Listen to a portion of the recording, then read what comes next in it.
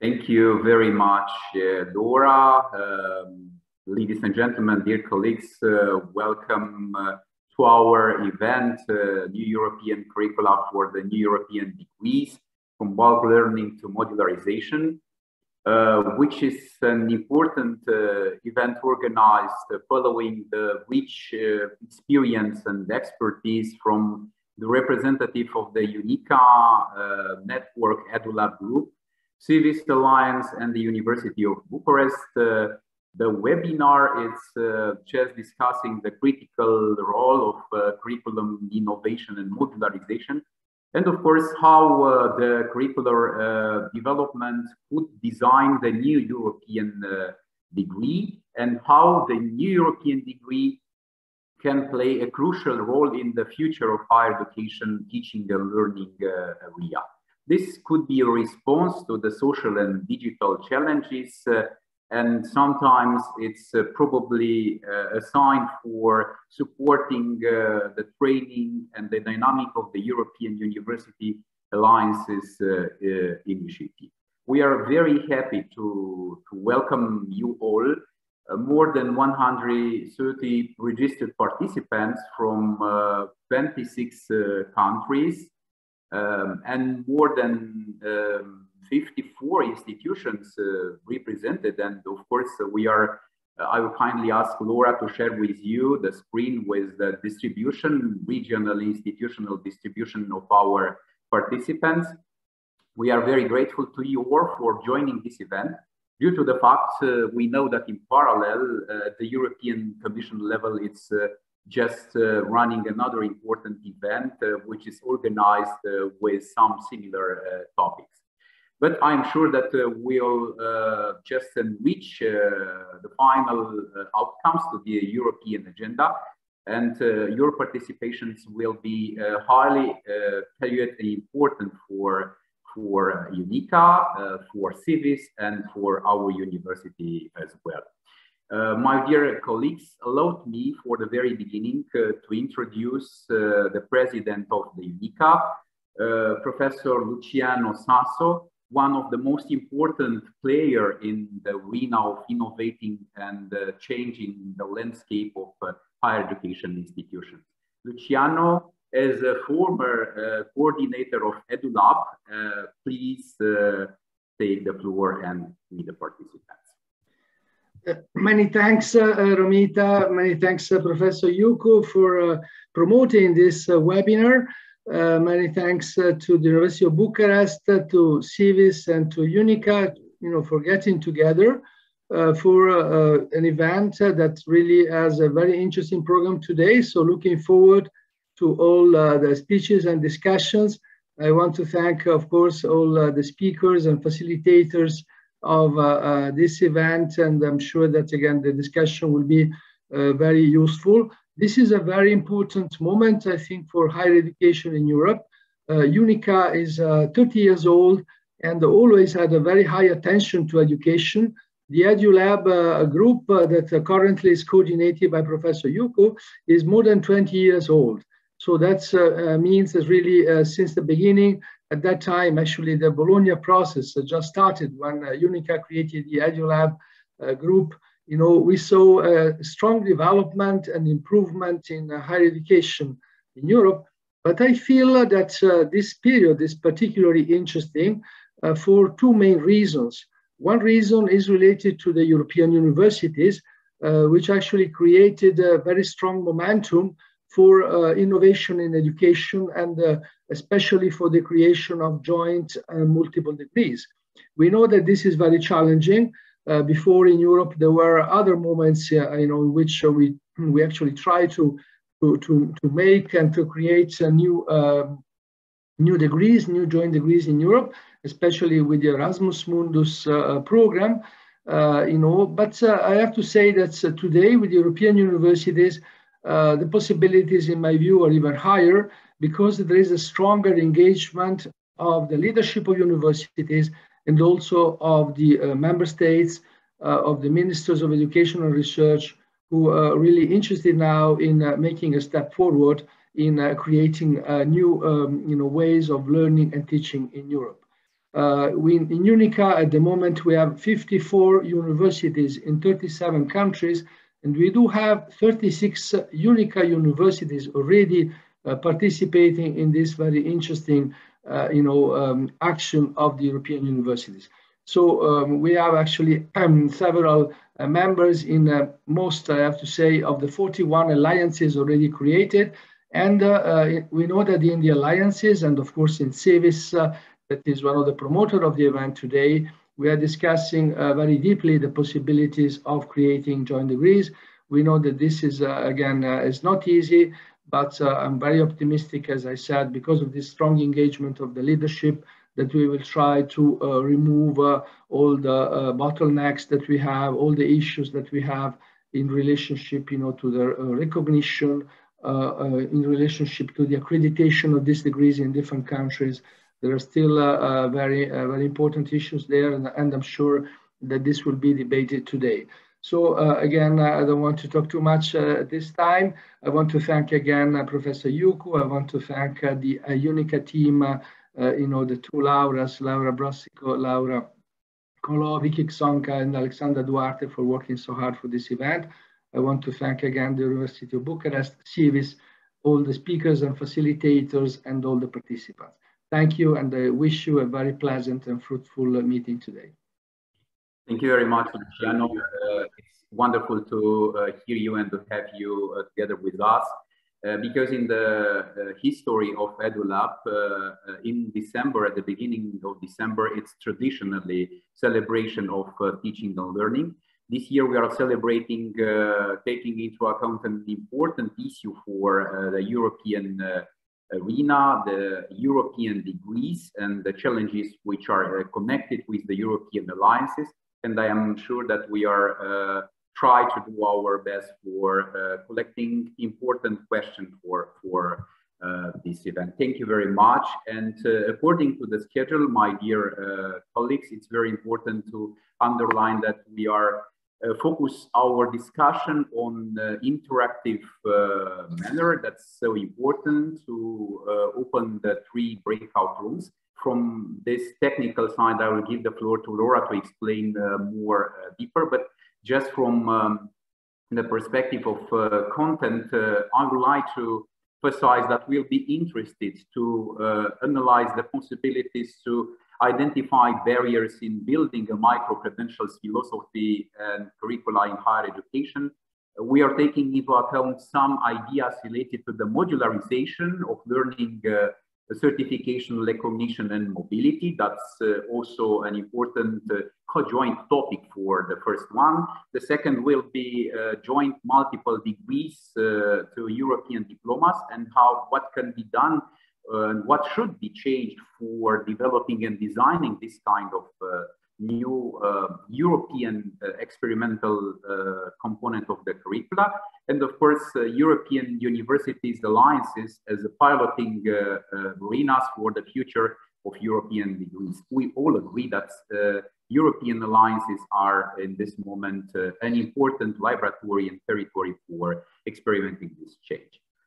This is our content which will be shared with you, and before introducing our special guests, I will kindly ask Laura just to familiarize you with some technical issues. Laura, please, the floor. Yes, sure. Thank you, Romita. So we kindly ask all the participants, if possible, to rename yourself with your full name, institution, and the number of the breakout room you have chosen. The breakout rooms are already pre-created on Zoom, so when we will launch this session, you will receive an invitation that you simply need to accept to go into the correct breakout room that you have selected during the registration process. We also kindly ask you to keep your cameras off just during the keynote speech and the panel discussion to give more visibility to the speakers, while it would be definitely nice if you could switch on the cameras during the breakout room sessions, of course. We remind you that we have 2 Q&A sessions, one after the keynote speech and the second one after the panel discussion. So you are very welcome to write your questions in the Zoom chat, and as Romita already said, we will collect them, and he, as moderator, will then address them to the speaker and the speakers. We also remind you that the full event is being recorded, and the recording will be uploaded to the UNICA website after the event. That's all on my side. If you have any technical issues, you can contact us in the Zoom chat or send an email to my address. Thank you, and we wish you a very nice, pleasant, and fruitful meeting. Thank you very much, Laura. Having you in behind of us, we are sure that the success of the event will be already sure. Thank you so much. I have the pleasure now, my dear colleagues, to introduce one of the most charming and important, significant speaker in the European arena related to the policies of higher education, a friend of the University of Bucharest, a friend of UNICA, and if I'm just starting to introduce Liviu Matei, the Provost of the Central European University and the Professor of Higher Education Policy, but from March next year, he will become Head of School of Education, Communication and Society at King's College London. We are congratulating you, Liviu, for this achievement. Also, Liviu is serving as professor at many famous universities in Europe and the United States, consulted extensively in the area of higher education policy, and conducted applied policy research projects for the World Bank, UNESCO, CC, European Council, the European Commission, the Council of Europe, and other international organizations.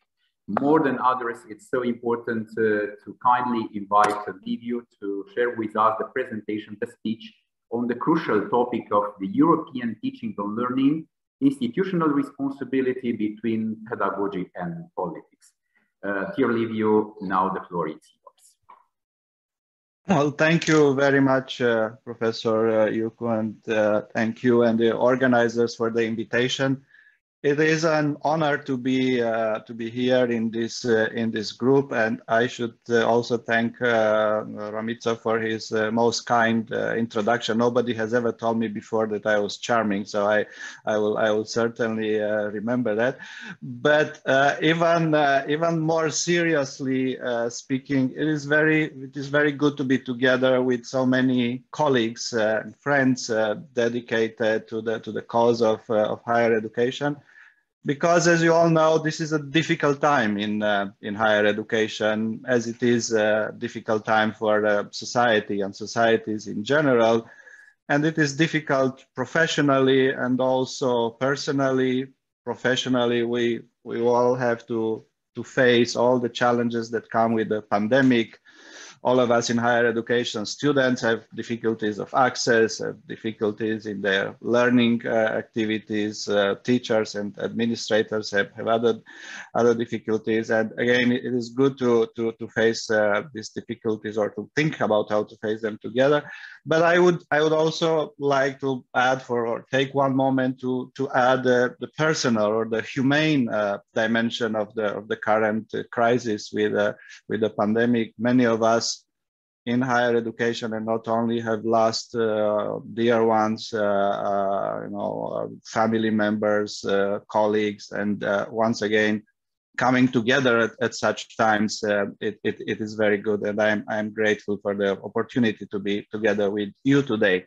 Now, going back for a moment to the professional part, not everything is grim, and not everything is bad in European higher education. On the contrary, there are some very good recent news. They have been well alluded to, at least in the interventions by Romita and Luciano. And this is what I'm going to talk about, some good news, but with some constructive caveats, if I can put it so. And I will try to share my screen.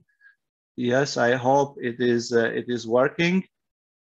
And you can see my slide. So Romita has, okay. Yes, thank you very much. So Romita announced already the title of my presentation, and my starting point is that we have witnessed for the last 20 years, after 99, 2000, a couple of decades of remarkable policies and also politics in European higher education.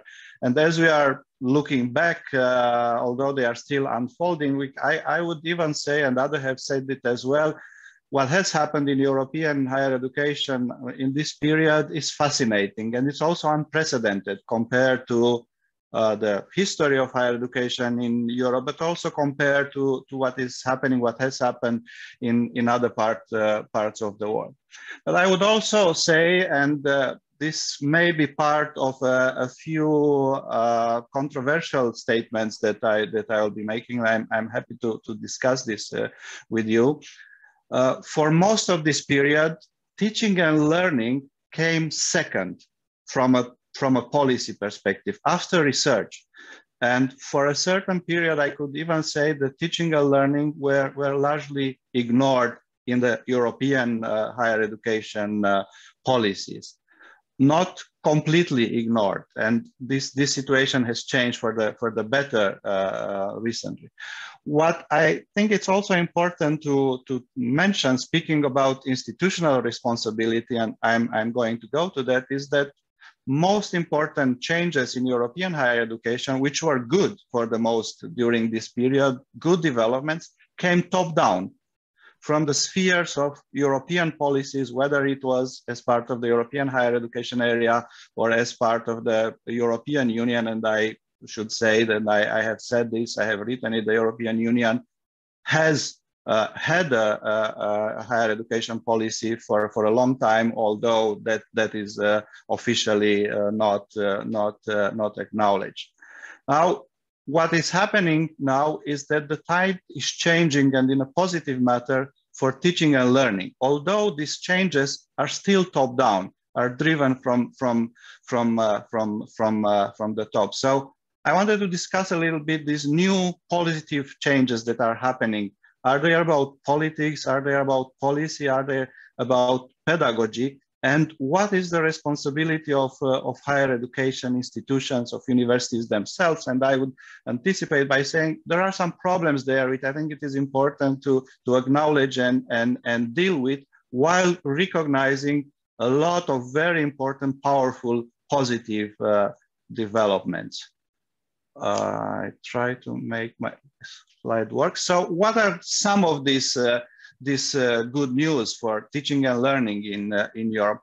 Well, I think we can say that a new policy framework for teaching and learning has been emerging in Europe for quite a while already, and this might be leading to a European model for teaching and learning in higher education. I will not have the time to discuss what would this model mean, what does it consist in, but if this was true, that some kind of European model for teaching and learning is already a reality or is coming up, it is very important, because models of teaching and learning have very important consequences, not only for universities inside their walls, but outside. You know, historically, different models of teaching and learning have been associated with building national identity, for example, with particular types of political regimes, with particular types of economics models. So if there was a European model for teaching and learning, this can be expected to have very important consequences. So it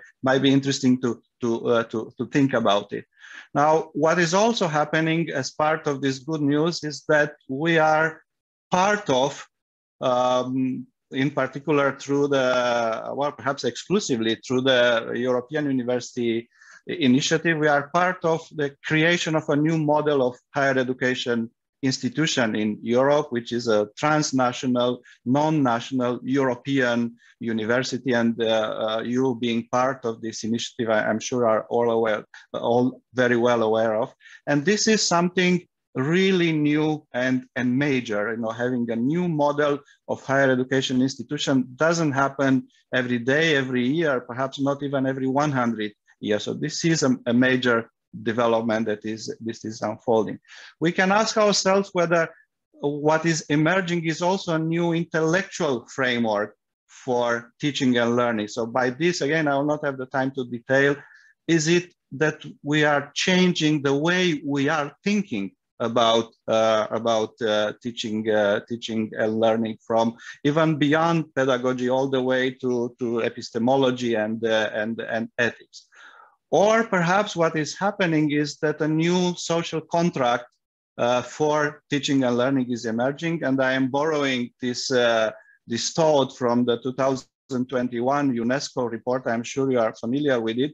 The UNESCO report is not saying that a new social contract for teaching and learning is a reality, but that there is need for one globally, and they don't talk about higher education alone, but education more generally. And we can ask ourselves whether this is not to some extent happening already in Europe, that some kind of new social contract is emerging. But other than these frameworks and overall developments, one very good piece of good news is that we have concrete new policy initiatives in teaching and learning, and also new tools in education and teaching and learning. And you will discuss some of them at this event, and some of them have already been mentioned. There is some problem with my slide, but I'll try to make it work.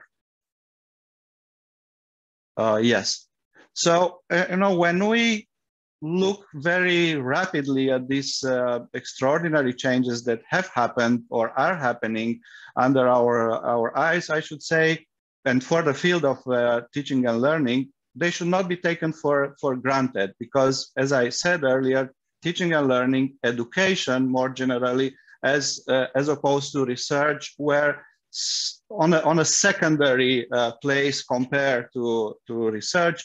Once again, there was a lot of focus on research in the name of competitiveness, primarily. So you remember one of the main objective of the Lisbon strategy, which had a major impact on the policies and policy frameworks for research and for higher education in Europe. One of the main objectives of this strategy was to make Europe the most competitive, the European Union, the most competitive economy in the world. So this focus on research and partial or relative neglect of teaching and learning was a consequence of some kind of marriage between the knowledge society narrative and neoliberalism. What is also, I think, what we are also realizing more and more is that these European policies, which in part are meant to create a European ethos and also a European demos, we use higher education for this purpose. They are not only for building a European market, and they cannot be done only with structures and frame, but content, curriculum, and pedagogy matter for these European endeavors. And I can go into a deeper analysis and kind of try to provide evidence for my statement that research was favored compared to research. You remember that the European research area was launched already in 2000, preceded the European education area by a lot. Let's compare Horizon budgets for research with Erasmus budgets for education, and we will have a sense about where the focus was, or if we are thinking about more precise initiative like the European Research Center, is there anything similar, comparable in the area of teaching and learning? And again, we can discuss it.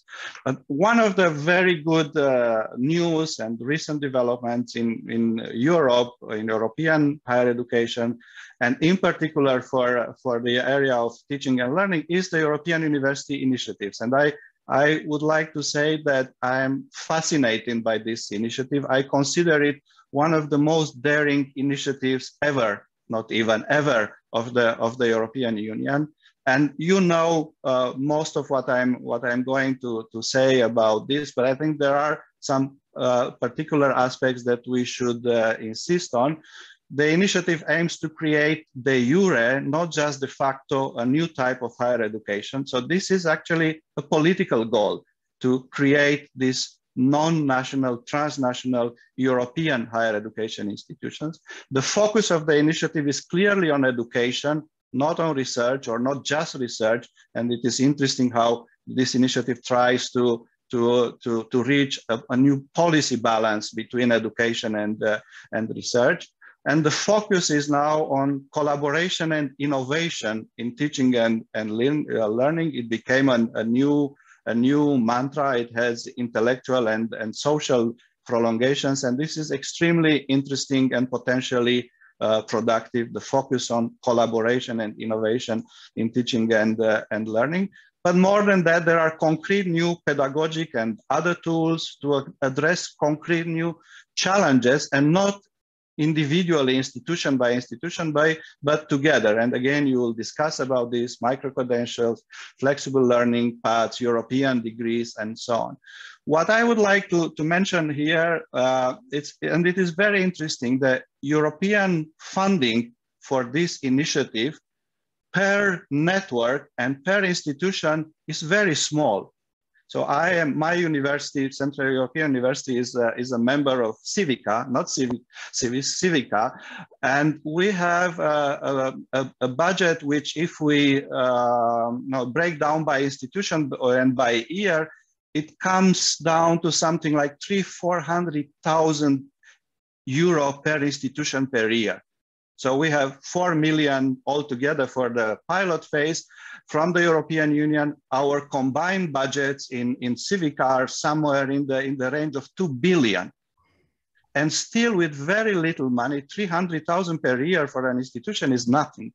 But still, the change that this initiative triggers is amazing. And this is an illustration for the power of international organizations, EU in this case, the leverage they have. They can trigger unprecedented change with very little money, as a matter of fact. And I know the budget will increase a little bit in the second phase. But then I come back to my question: if this is what is happening good in the sky of European higher education, including for the particular area of teaching and learning, how should higher education institutions position themselves? And there is something that I call the comply or lament syndrome. From the start of these overarching European initiatives like the Bologna process, there has been a little bit of a tendency to comply. We as institutions, universities, we are just doing it because it comes from Europe, because it comes from the government, so it must be good. Or lament: oh, we don't like it, we don't agree, but what can we do? We have to do it. Well, this is something that I would argue against. Now, another attitude would be to criticize or just dismiss these initiatives, and I don't think that is a good productive attitude either. And it is very interesting. Opting out appears not to be an option. If you are a good, ambitious, competitive university in Europe, you cannot say, I don't want, in the EU, I don't want to be part of a European university network. So that's very interesting. So the attitude that I propose instead, and I have thought a little bit about it, is something that I would like to call reflexive engagement. That means that institutions should position themselves vis-a-vis this top-down initiative in a way that allow them to reach a reasonable degree of clarity of positioning between politics and pedagogy. So the discussion, I believe, should be not only how do we do what we are told to do, but why are we doing, or not how best can we do it, but why are we doing it? Is this what we really need to do, while agreeing with the overarching objectives of this initiative? And as part of this, I think it is also very important to assume responsibility, institutional responsibility, and acknowledge limitations and risks and even danger. So you may say, what am I talking about? So this European University Initiative, I'm sorry, I corrected it 10 times, but there's something wrong there. What am I talking about? What can possibly go wrong with the European University Initiative? Why should we position in any way that is critically constructive or reflexive? Well, I'll mention very, very quickly a few aspects, and they have been discussed in various for I'm not really inventing anything. The initiative is again almost purely top-down. And we can really discuss to what extent it is an enabling framework, which it is, and to what extent it risks to become a straitjacket, which is a risk. So for example, there is an element of restriction of university autonomy in this initiative. Basically, the framework is given, the objectives are given, even sometimes the tools are given, and participating universities are free to implement, but not really to design. So this is a certain element, there is a certain element of restriction of strategic autonomy for the participating university. Now, another question is, how is this initiative working to reform higher education in Europe by prompting new models? So we have a few networks showing all the other universities the way, or it is some kind of mass social engineering where all European universities are supposed to be at some point to become part of a European university. And there has been discussion about this question, but it hasn't really been clarified. Now, another question is this a European initiative or a European Union initiative? And there is a risk to, when we talk about Europe versus the European Union, to, if I change the preposition, we become EU sine Europa. We risk to lose the rest of the Europe. And there is the big discussion, not only about countries, universities from countries that have never been member of the EU, but also about Great Britain, for example. Can universities from the UK continue to participate in this initiative? What about the rest of the world? So is this a European university, European initiative that risks to lose the world, to ignore the rest of the world? And from what I have seen also as part of my own university network, it is very difficult to go beyond European Union and beyond even a particular network. What I think is also something that we should be aware of and decide whether it is true or not, is that the initiative prescribes to a great extent the format of the collaboration, which is new and innovative. It also prescribes the policy language, but to some extent also the content. So what we are doing, what we are cooperating, what we are teaching, how we are teaching. I think that is a problem. Now, the last thing I would mention here, and I think I have 1 or 2 more minutes, is that the initiative comes with a certain selection of challenges and tools. So we are basically told what kind of challenges to address and how. And how can we guarantee that this selection of challenges and tools coming top down is complete and valid? If we just comply blindly, there is a risk that we leave out other important elements, challenges, and tools. So I'll get to the institutional responsibility, and I think I'll have 1 more slide after this. I think it's very important to decide whether it is really the case that the primary responsibility of the university is to its students, to their education and learning. And we can discuss this for long, and many will not agree with me, but I think, universities are not research institutes. If universities were only about research, about the production of knowledge, then we would not have students. We would just be research institutes. So research is very important, production is very important, but the primary responsibility of a university is education, learning of its students. There is a responsibility for research, there is a responsibility for society, but I think our primary responsibility as universities is to our students. Furthermore, universities and not the public authorities have the primary responsibility for the education of students, thinking of the top-down nature of this initiative. Public authorities need to create enabling regulatory framework, but not prescribe content, curriculum, or pedagogy.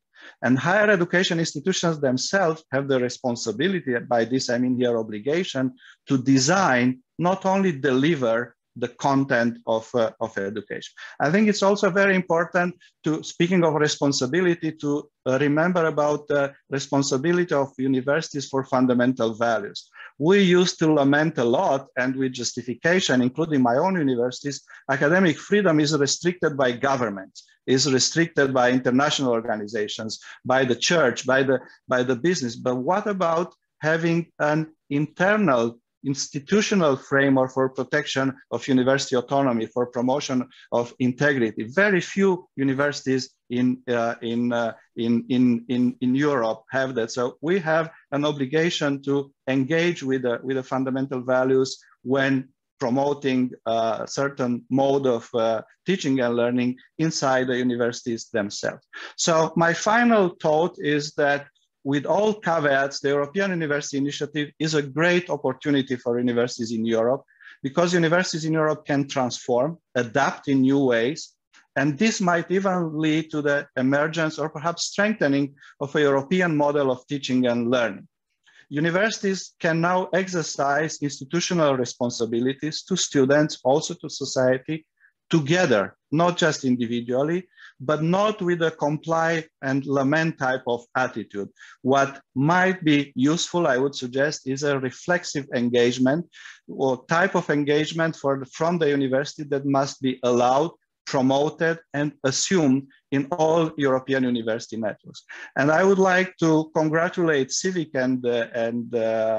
and UNICA, because I believe you are doing exactly this, thinking, engaging in a reflexive way with these very important developments that comes from Europe. Thank you very much, and I'm looking forward to disagreeing with me or completing.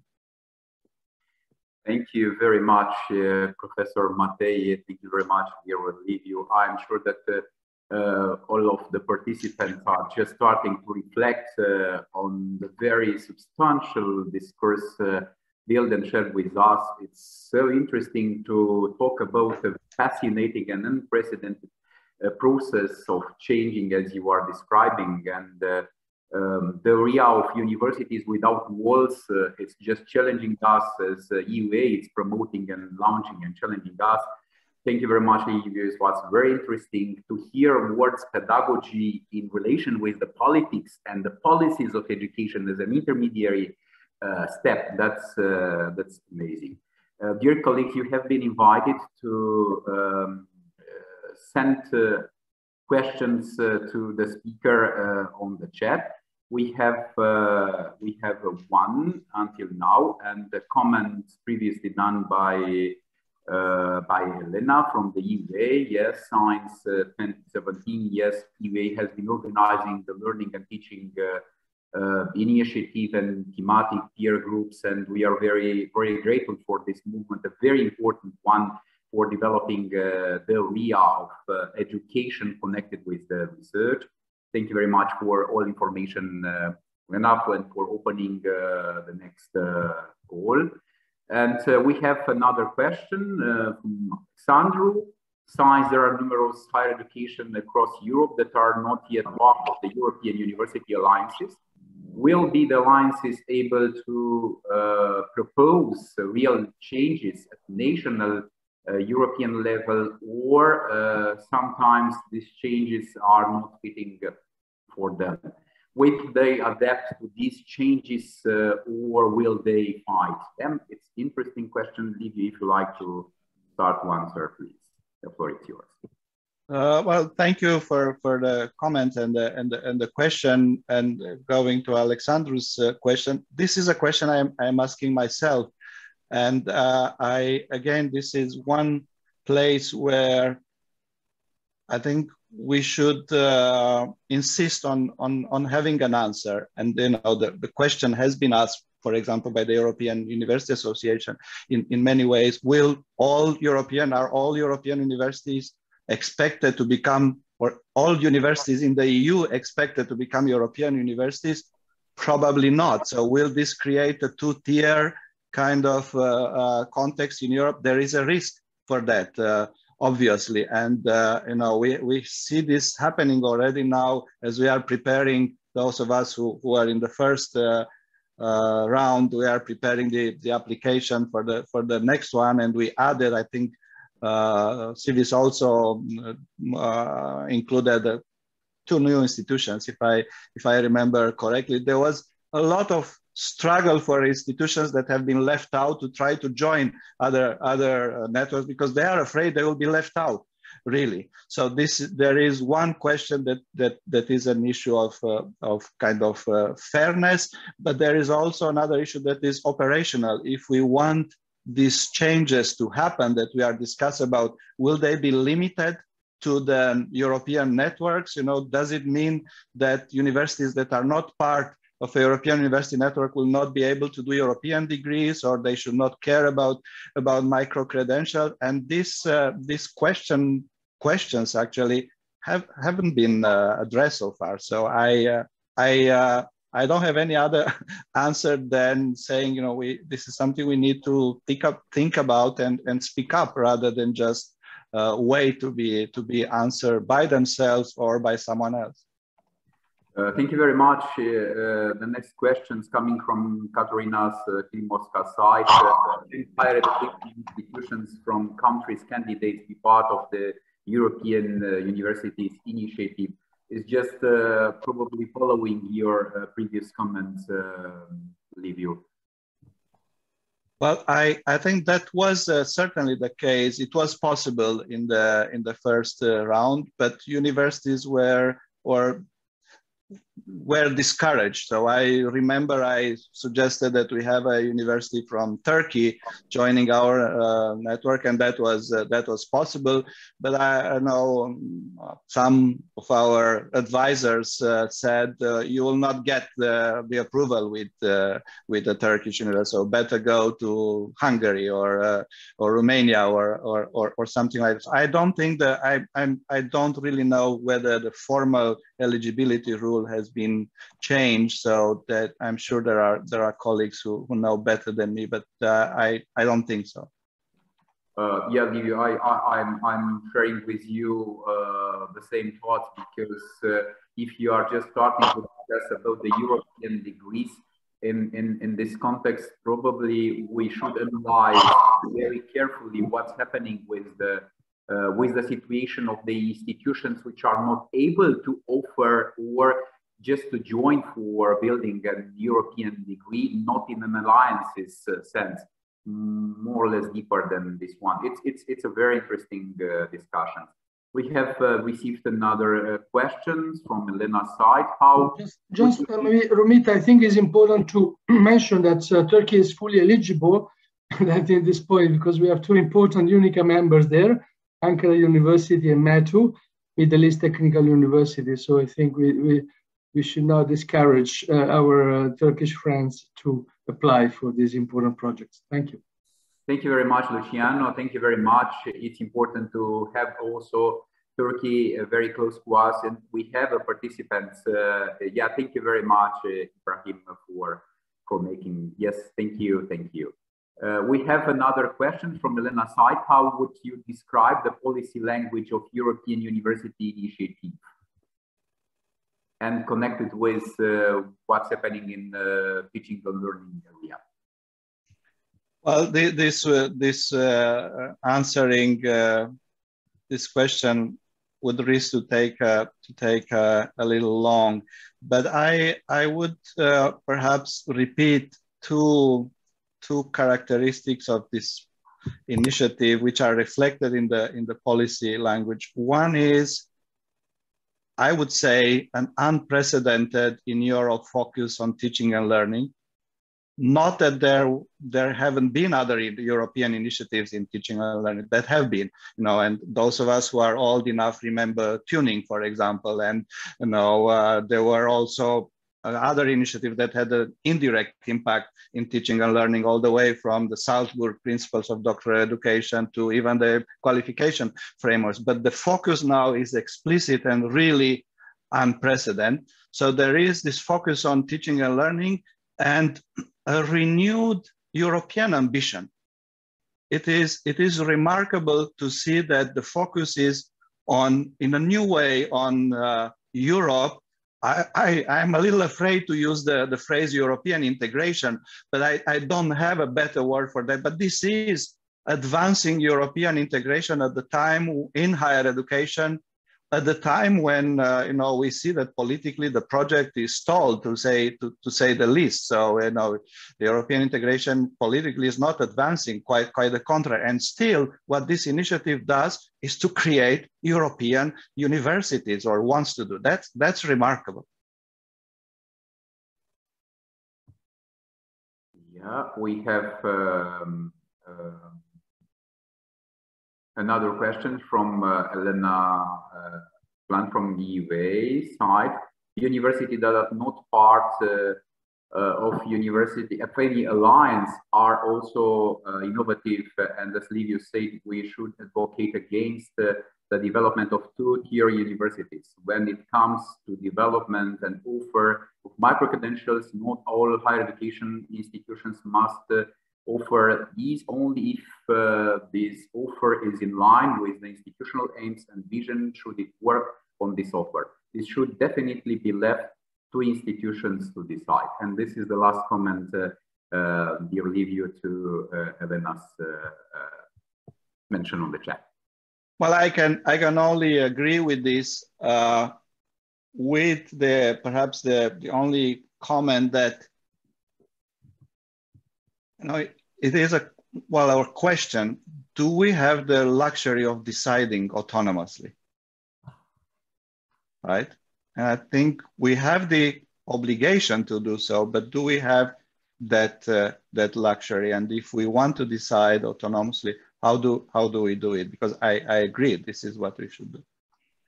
Thank you very much. So inspiring to refer on the luxury of thinking and reflecting. Thank you so much, Liviu, for wonderful presentations, for charming answer to the questions. And I'm sure that all the participants would like also to send you some other questions, and you will be welcome to